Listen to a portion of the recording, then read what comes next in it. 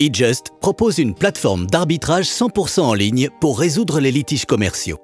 Voici comment l'outil fonctionne. Étape 1. Création de la requête.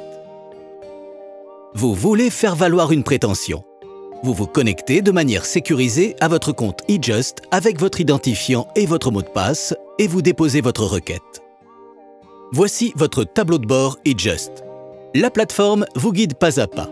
Vous répondez aux questions sur votre relation contractuelle les unes après les autres.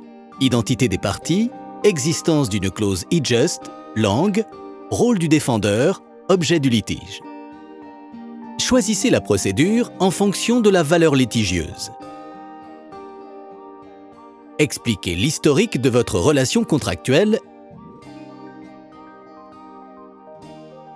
et ajoutez tous les éléments de preuve en votre possession. Vous indiquez enfin ce que vous demandez au tribunal arbitral et comment celui-ci doit répartir les frais de la procédure.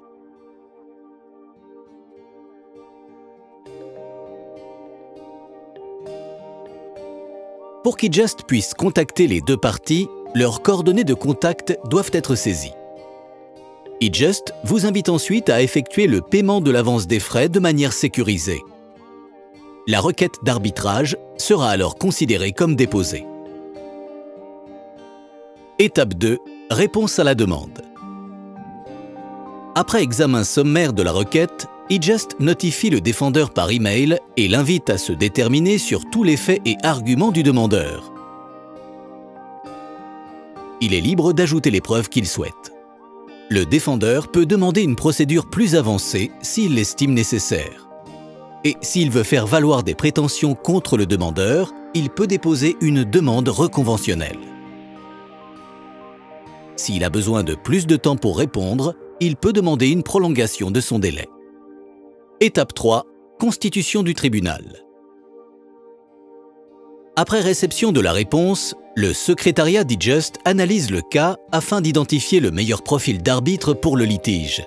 Il vérifie minutieusement l'absence de conflit d'intérêts et nomme l'arbitre. Étape 4. Instruction du litige. Grâce à l'interface de la salle d'audience virtuelle, l'arbitre voit immédiatement les points de désaccord des parties et entreprend de les clarifier.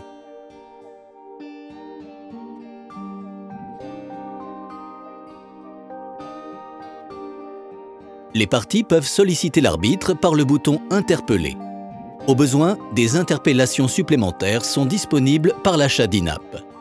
Une visioconférence peut être demandée par les parties. Sur requête des parties, des témoins peuvent également être entendus par visioconférence.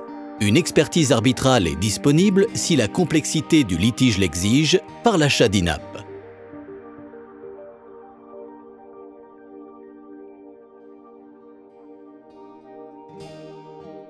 Une fois l'instruction terminée, l'arbitre invite les parties à confirmer leur demande.